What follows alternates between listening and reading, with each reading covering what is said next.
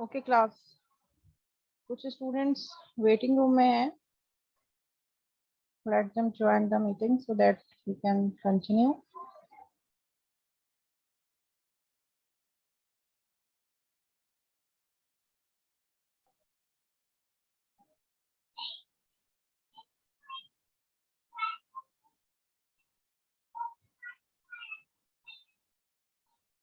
Okay, screen share हो रही है मोंगो डीबी वाली आप लोगों के पास class? Yes miss. Yes ma'am. Okay, हमें यहीं से कंटिन्यू करते हैं हम. Okay, MongoDB supports neither join. ना तो हम एक्सप्लिसिट ज्वाइन यूज कर सकते हैं मोंगो डीबी में, और ना ही हम जो है ट्रांजैक्शंस अप्लाई कर सकते हैं. Instead of tables we have a MongoDB database stores as is data in collection. वहां पे हम टेबल कह रहे होते हैं क्योंकि टेबल में रॉज और कॉलम होते हैं. यहाँ पे हमारे पास एसएच रॉज और कॉलम का कॉन्सेप्ट तो है, but number of columns are not fixed here. तो इसीलिए यहाँ पे हम टेबल कहने के बजाय हम कलेक्शन कह रहे हैं. Where each record stored in a collection like table, जो रिकॉर्ड वहां पे रॉ होती है, यहाँ पे हम रिकॉर्ड कहते हैं. उसमें डिफरेंट सेट ऑफ एट्रीब्यूट्स हो सकते हैं, सेम भी हो सकते हैं और डिफरेंट और न्यू भी हो सकते हैं. अ कलेक्शन होल्ड्स वन और मोर डॉक्यूमेंट्स. एक कलेक्शन यानी कि वहां पे जो टेबल होता है एसक्यूएल का, उसको यहाँ पे हम कलेक्शन कह रहे हैं. अ कलेक्शन होल्ड्स वन और मोर डॉक्यूमेंट्स. एक रॉ भी हो सकती है और मल्टीपल डॉक्यूमेंट्स भी हो सकते हैं. Document means records which corresponds to a record or a row in a relational database. और वो डॉक्यूमेंट किसके इक्विवेलेंट होती है? हमारे रिकॉर्ड या raw of a SQL server. जैसे हम एक टेबल में बहुत सारी रॉज हैं, एक कलेक्शन में बहुत सारी डॉक्यूमेंट्स हैं मोंगोडीबी में. And each document has one और मोर फील्ड. हर डॉक्यूमेंट की एक या एक से ज्यादा फील्ड हो सकती है. Which corresponds to column in a relational database table, जो कि इक्विवेलेंट है रिलेशनल डेटाबेस में कॉलम के. MongoDB uses dynamic schema. Dynamic schema means your schema is not fixed in MongoDB. वहां तो स्कीमा फिक्स है ना, हम पहले से स्ट्रक्चरिंग कर लेते हैं कि ये टेबल बनेगा, इसमें ये कॉलम होंगे, उसकी ये वैल्यूज होंगी. यहाँ पे हमारे पास डायनेमिक स्कीमा यूज होता है. और ये डायनेमिक स्कीमा कब यूज होता है? जब भी हम कोई नई डॉक्यूमेंट या कोई नई रॉ इंसर्ट करते हैं, हमारा स्कीमा अपडेट हो जाता है. You can create collection without defining the structure. आप डायरेक्ट टेबल क्रिएट कर सकते हैं, कलेक्शन क्रिएट कर सकते हैं उसका स्ट्रक्चर डिफाइन किए बगैर. जैसे जैसे उस कलेक्शन में रिकॉर्ड इंटर डॉक्यूमेंट एंटर होते चले जाएंगे, ऑटोमेटिकली उसका स्कीमा बनता चला जाएगा और अपडेट होता चला जाएगा. The command used for the creation of collection is called db.createCollection user. वहां पे हम क्या कहते हैं? एसक्यूएल सर्वर में इसके इक्विवेलेंट हमारे पास क्या क्यूरी यूज होती है अगर हमें टेबल क्रिएट करना हो? So we have to write create table. Let's suppose अगर टेबल का नाम हमने यूजर रखना है तो यूजर्स, और उसके आगे ब्रैकेट के आगे इसका पूरा स्ट्रक्चर. स्ट्रक्चर के अंदर हम क्या डिटरमाइन करते हैं कि लेट्स सपोज यूजर आईडी जो कि इंटीजर होनी चाहिए. फिर हम डिफाइन करते हैं यूजर नेम जो कि वारचार होना चाहिए.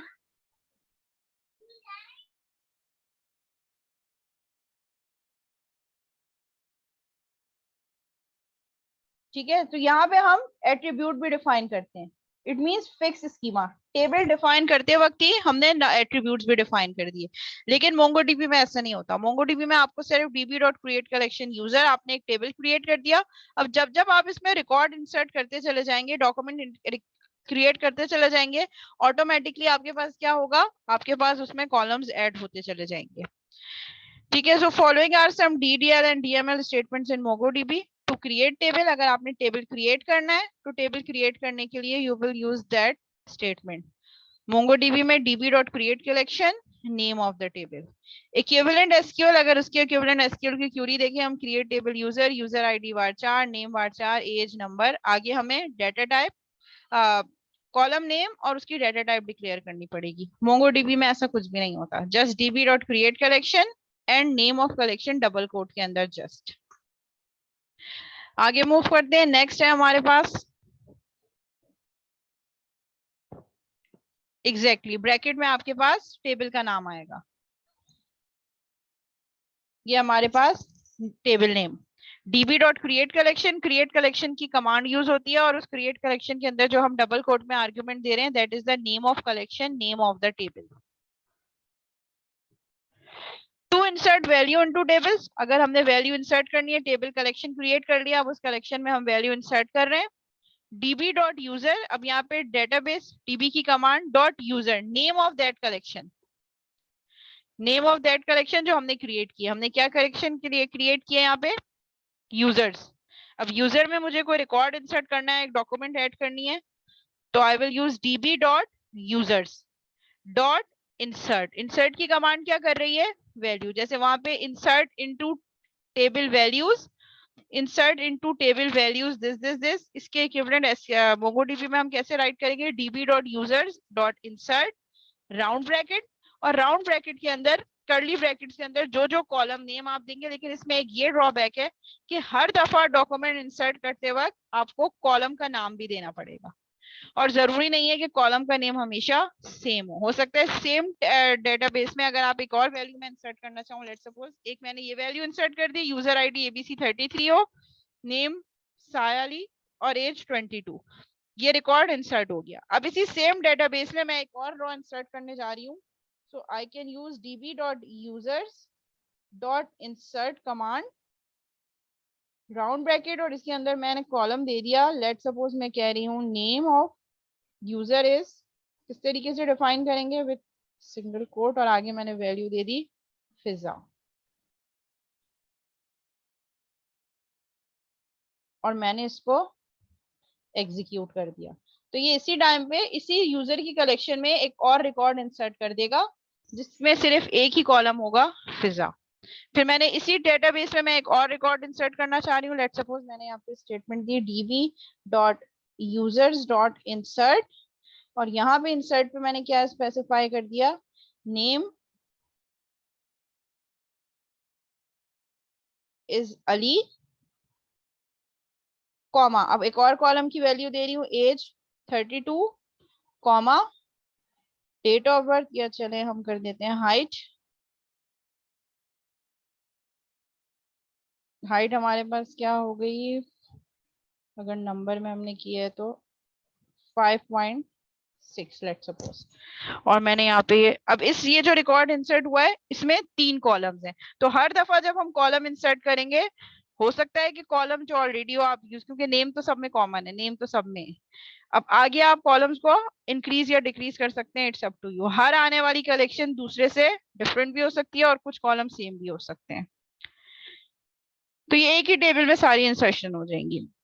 टू अपडेट टेबल, अगर आपने टेबल को किसी कलेक्शन को अपडेट करना है, MongoDB is equal to db dot users dot update, जिस कॉलम को आपने अपडेट करना है आप उसको यहाँ पे यूज कर सकते हैं। लाइक यहाँ पे हमारे पास क्या हुआ है, db dot user dot update की कमांड राउंड ब्रैकेट, और यहाँ पे आगे आप दे देंगे कॉलम के नेम, क्या कहेंगे, set let suppose join date की वैल्यू न्यू डेट, मतलब सिस्टम की करंट डेट उठाओ और that would be the join date, so you can update the table.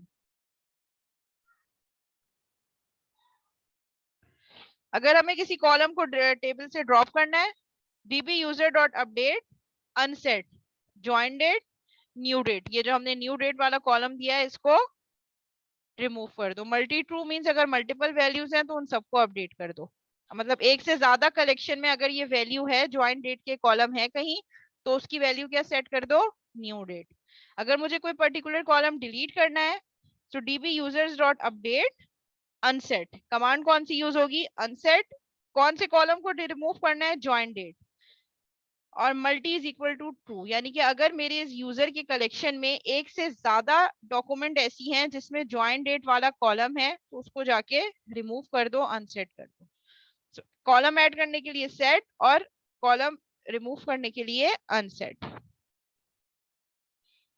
Sort operation, अगर आपने सॉर्टिंग परफॉर्म करनी है, to sort field by ascending and descending order, ascending के लिए वैल्यू 1 होगी, डिसेंडिंग के लिए वैल्यू माइनस होगी। सो MongoDB में क्यूरी कैसे लिखेंगे, db users dot find, user को फाइंड करो, डॉट सॉर्ट, और सॉर्ट में एज वाइज हमने सॉर्टिंग करनी है और वैल्यू ऑफ 1, यानी कि 1 मींस क्या है, एज वाइज सॉर्टिंग करो और असेंडिंग ऑर्डर में, क्योंकि असेंडिंग के लिए वैल्यू 1 होती है, और कौन से कॉलम पे सॉर्टिंग अप्लाई करनी है, एज पे। सो इक्विवेलेंट एसक्यूएल क्या बनेगा, select all from users, order by age ascending, इसके इक्विवेलेंट मोंगोडीबी में क्यूरी क्या लिखेंगे, db.users.find.sort। अब सॉर्ट के आगे राउंड ब्रैकेट में कर्ली ब्रैकेट में कॉलम का नाम जिसपे सॉर्टिंग करनी है, और आगे असेंडिंग या डिसेंडिंग। अगर 1 है मींस असेंडिंग ऑर्डर में एज से जो है ये तमाम रिकॉर्ड लेकर आएगा, एज को असेंडिंग ऑर्डर में रखिए। और अगर मैं -1 कर दूंगी तो सारे क्या आ जाएंगे, डिसेंडिंग ऑर्डर में। अगर हम मल्टीपल फॉल्स कर देंगे ऊपर वाले में, तो जो फर्स्ट रिकॉर्ड इसको मिलेगा कलेक्शन का, ये सिर्फ उसी को अपडेट करेगा। और अगर हम मल्टी करेंगे तो जितने रिकॉर्ड हैं उन सबको अपडेट करेगा।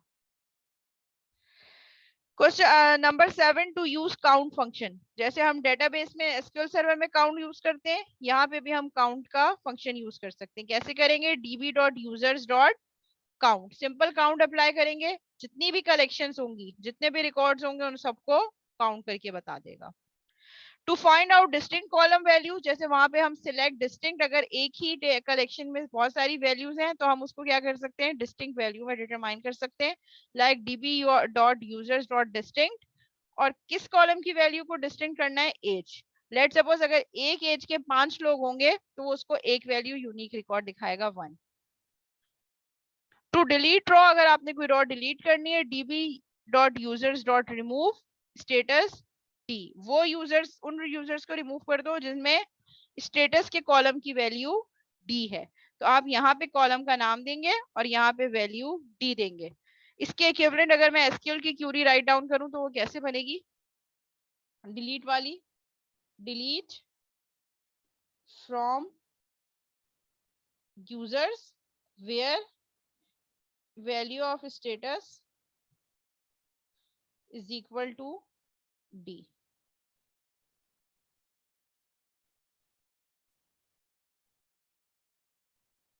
ठीक है, तो ये हमारे पास हो गया SQL equivalent query for that MongoDB query। db.users.remove, remove के आगे आप कॉलम का नाम देंगे, तो जिस भी कलेक्शन में वो कॉलम होगा, अगर होगा और उसकी वैल्यू डी होगी तो वो डिलीट कर देगा, जहां ये कॉलम ही नहीं एग्जिस्ट कर रहा वहां से रिमूव नहीं कर सकता।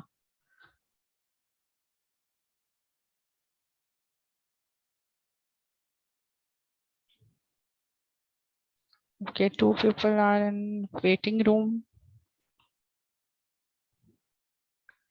ठीक है, क्रूड ऑपरेशन आपने परफॉर्म करने हैं। क्रूड ऑपरेशन आप कैसे परफॉर्म कर सकते हैं, db.collection.insert, db.collection.save, db.collection.update। क्यूरी होगी अपडेट अपसेट ट्रू। रीड करना है db.collection.find, फर्स्ट रिकॉर्ड फाइंड करेगा, db.collection. जितने भी रिकॉर्ड है वो फाइंड करेगा, db.collection.find1। जो आपने पैरामीटर आगे उसको दिया है क्यूरी प्रोजेक्शन, मतलब यहाँ पे कॉलम नेम और कॉलम की वैल्यू, जहाँ पे ये वैल्यू हो वो फाइंड करे। जैसे हमने एज से किया था, ये वाला याद है जो हमने एज वाइज किया था ना, ये वाला db.user.find1 एज 39। तो अगर 39 एज के मल्टीपल यूजर्स होंगे but we have used the find one, तो जो फर्स्ट वाला यूजर होगा जिसकी एज 39 होगी उसका रिकॉर्ड दिखाएगा। अगर मैं कहूँ db.user.find1 ना लगाऊं, सिर्फ फाइंड एज 39, तो 39 के एज के जितने भी यूजर्स होंगे उन सबका रिकॉर्ड लेकर आ जाएगा। अपडेट करना है db.collection.update क्यूरी, डिलीट db.collection.remove। ये सारी क्रूड की क्यूरीज हम ऊपर देख चुके हैं। db.user.insert, इंसर्ट करना है कॉलम नेम, पहले round bracket curly bracket column name और आगे जो वैल्यू देनी है डबल कोट में। अगर तो स्ट्रिंग है, नंबर है तो उसको कॉलम में देने की जरूरत नहीं है। फिर हर कॉलम को सेपरेट करने के लिए कॉमा। अगर कोई वैल्यू फाइंड करनी है db.user.find, जितने भी रिकॉर्ड्स हैं सब फाइंड हो जाएंगे। अच्छा, जब आप ऑब्जेक्ट क्रिएट करते हैं, कोई कलेक्शन क्रिएट करते हैं, तो ऑटोमेटिकली ये उसकी एक प्राइमरी की डिफॉल्ट बना देता है आईडी की। और हर दफा मोंगोडीबी खुद से हर आने वाले इंसर्ट के लिए, जब भी इंसर्ट की क्यूरी यूज होगी मोंगोडीबी में, उसके लिए बाइंड कर देता है एक यूनिक आईडी। जैसे इसने यहाँ पे क्रिएट की है, देखिए यहाँ पे हमने नहीं क्रिएट की आईडी, ये ऑटोमेटिकली उस कलेक्शन के लिए एक प्राइमरी की सेलेक्ट कर देता है। जब जब रिकॉर्ड इंसर्ट होता रहेगा, क्योंकि डायनामिक स्ट्रक्चर है, जब जब रिकॉर्ड इंसर्ट होता रहेगा ऑटोमेटिकली ये उस प्राइमरी की में जो इसने खुद से सेल्फ क्रिएटेड है मोंगोडीबी की, उसमें वैल्यू यूनिकली डिफाइन करता रहेगा। तो जब हमने db.user.find किया तो हमने कहीं पे भी यहाँ आईडी यूज नहीं की, बट ऑटोमेटिकली इसने जैसी रिकॉर्ड इंसर्ट किया इसके साथ एक प्राइमरी की कंसीडर कर दी आईडी, जिसकी वैल्यू उसने ऑटोमेटिकली खुद से सिलेक्ट कर ली, जो कि यूनिक होगी हर रिकॉर्ड के लिए। फिर हमने कहा dB user dot update ID object ID 51, set कर दो एज 40, सैलरी 7000। तो अब ये क्या करेगा, इसमें दो और कॉलम्स ऐड कर देगा। हमने क्या कहा, डीबी यूजर डॉट अपडेट और ब्रैकेट में हमने क्या दी, कॉलम में वो डॉक्यूमेंट जिसपे अपडेट करना है। डॉक्यूमेंट में हमने कहा ID is equal to ID of this user. इस यूजर में जाके हमने सेट कर दिए दो और कॉलम्स। हम कह रहे हैं दो और कॉलम ऐड करो, एक में एज 40 डाल दो और एक और कॉलम ऐड करो सैलरी 7000। ठीक है, तो ये इसने यहाँ पे दो और कॉलम्स इसमें ऐड हो जाएंगे इसी एक रिकॉर्ड में। DB user dot remove first J, उस यूजर को रिमूव करो जिसका फर्स्ट वाले कॉलम की वैल्यू स्टार्ट हो रही है किसी से भी बट एंड हो रही है जे पे, सॉरी स्टार्ट हो रही है जे से और आगे कोई भी वैल्यू है, तो वो वो वाले वैल्यू देखेगा जो स्टार्ट हो रही है जिसका फर्स्ट कॉलम नेम जे से स्टार्ट हो रहा है। तो आप इस तरीके से रिमूव भी कर सकते हैं।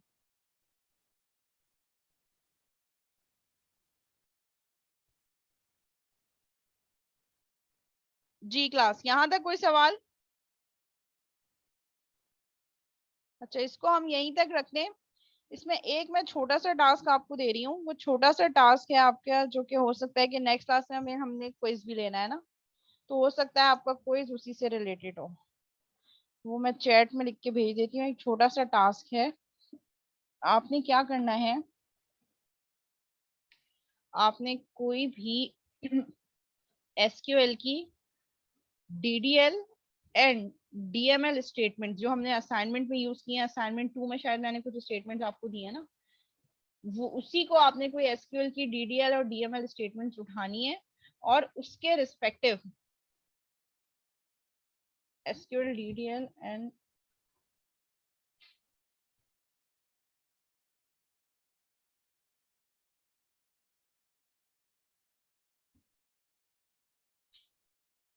SQL DDL plus DML statements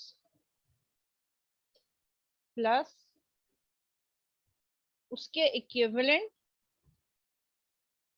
MongoDB की क्यूरीज आपने राइट डाउन करनी है। ठीक है, छोटा सा टास्क है जिसमें आपको फाइनल पेपर में भी आपको जो है उसमें हेल्प मिलेगी।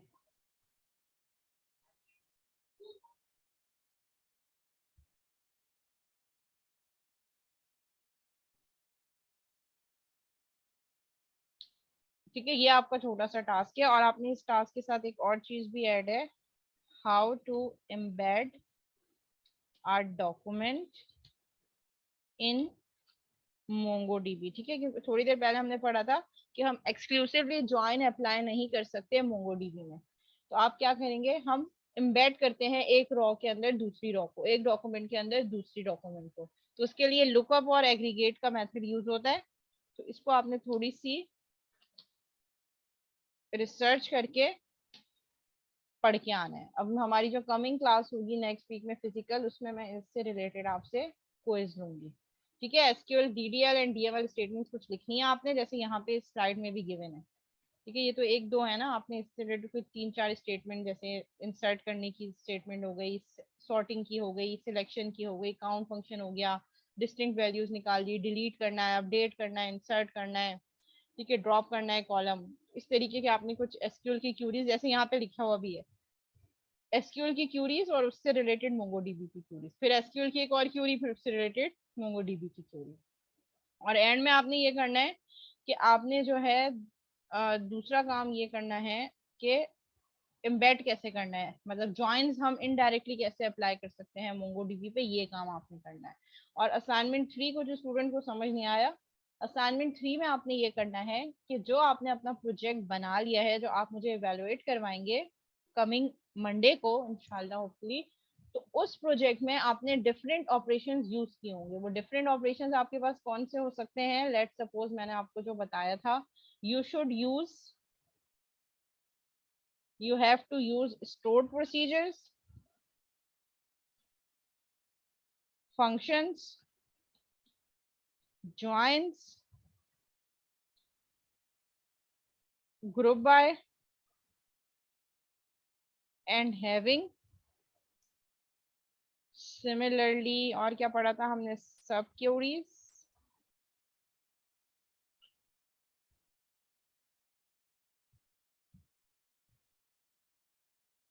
Then aggregated functions. वो जब आप ग्रुप बाय करेंगे तो उसमें भी आप ऑलरेडी यूज कर सकते हैं। ठीक है, ये आपने जो है अपने प्रोजेक्ट में ये सारी चीजें अप्लाई करनी है और उसको एक पेज पे राइट डाउन कर देना। हर स्टूडेंट का इंडिविजुअल सबमिट होगा हैंड रिटन फॉर्मेट में, हार्डली एक पेज भी नहीं लगेगा। ठीक है, तो जो आपने अपने प्रोजेक्ट पे काम किया है, ये सारी चीजें यूज की हैं, उसको बस आपने पेपर पे राइट डाउन करके हार्ड कॉपी में सबमिट करवा देना है इंडिविजुअल। ठीक है, ऐसा नहीं होगा कि अगर एक ग्रुप में 2 बच्चे हैं तो एक बच्चा जो है वो दोनों के बिहाफ में सबमिट करवाएगा। ये इंडिविजुअल असाइनमेंट है जो आप लोग सबमिट करवाएंगे। ये करना है असाइनमेंट 3 में। अच्छा, अब मैं आप लोगों की अटेंडेंस ले लेती हूँ। नेम कॉल करूंगी, जिसका नेम कॉल करूं वो अपनी स्टूडेंट आईडी मुझे चैट पे सेंड कर दे।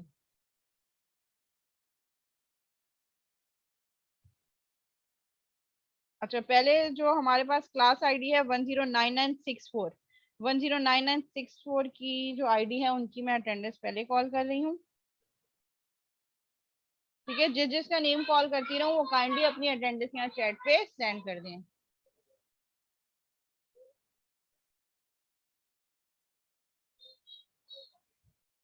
अच्छा, जिन लोगों की, लेट सपोज मंडे को जिन लोगों की फर्स्ट सेकंड स्लॉट में क्लास है, ठीक है, तो फर्स्ट स्लॉट में तो हमारी डीबीएमएस की क्लास है ना, तो जिन लोगों की मंडे की सेकंड स्लॉट में कोई क्लास है वो काइंडली जो क्लास दिए आ रहे हैं हमजा हमजा को अपडेट कर दें। हमजा, आप काइंडली उनका जो प्रोजेक्ट इवेल्युएशन है वो फर्स्ट स्लॉट में स्केड्यूल कर दें। अच्छा, अटेंडेंस कॉल कर रही हूँ। सामा अबरार, सैयद अली अहमद शाह, मोहम्मद एहतशाम खान, मोहम्मद एहतशाम खान। अच्छा, लाइक का इशू है। वासिक अहमद, वासिक अहमद, मोहम्मद उजैर अहमद, मोहम्मद उजैर अहमद, मोहम्मद जुनेद, मोहम्मद जुनेद। जिनकी अटेंडेंस हो गई है वो जा सकते हैं। फहद बिन अरशद, फहद, ओके। फरजीन, फरजीन। अमित, अमित। इकरा, उजैर अहमद, ओके। मिर्जा सारिम बेग, फिल्जा वसीम, फिल्जा वसीम। तलहा सईद, रहमतुल्लाह, मोहम्मद अब्दुल्ला खान, राहत अली, राहत अली, सैयद मोहम्मद तकी, ओके। अब मैं दूसरी आईडी की अटेंडेंस कॉल कर रही हूँ। 109965, 109964 की अटेंडेंस हो गई है तो क्लास आप लोग जा सकते हैं।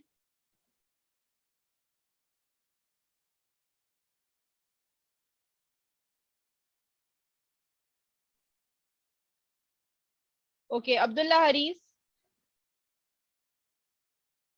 क्लास आईडी 109965, अब्दुल्ला हरीस, मोहम्मद आदिल, जावेद अहमद, साकिब खालिद, साकिब खालिद, राजा अयाज अहमद, मोहम्मद फैजान खालिद, मोहम्मद साकिब, माहिरा जमाल, फैजान कमल,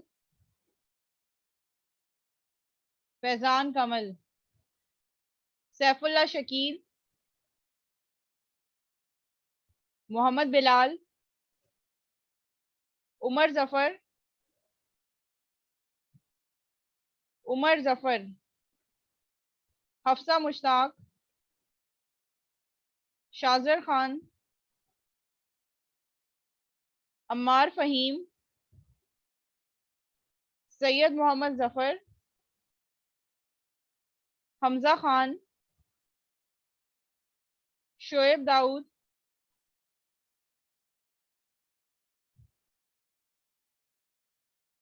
शोएब दाऊद, मोहम्मद इबादुल्ला, अब्दुल हमीद, अब्दुल हमीद, शाहिद खान, शाहिद खान, वसीम, मोहम्मद मतीन, मोहम्मद मतीन, हमजा अली, हमजा अली, कल्बे हैदर,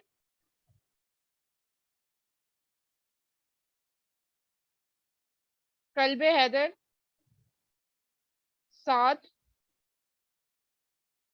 साद, सैयद काजिम अली, सैयद काजिम अली, शिजा अतीक, मुबर्रा, बुरहान अहमद, गौस बख्श।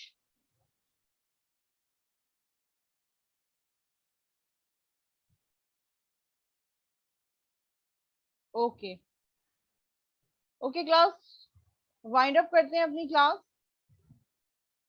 ये जो आज की क्लास में हमने कंटेंट कवर किए हैं, काइंडली उसको एक दफा गो थ्रू कर लीजिएगा, और जो मैंने टास्क बताया है वो करके आइएगा। जो कमिंग क्लास है उसमें क्विज होगा रिलेटेड टू दीज टॉपिक जो हमने क्लास में डिस्कस किए। मीनवाइल कोई और क्वेश्चन हो, कोई और Q, you can discuss it in WhatsApp group.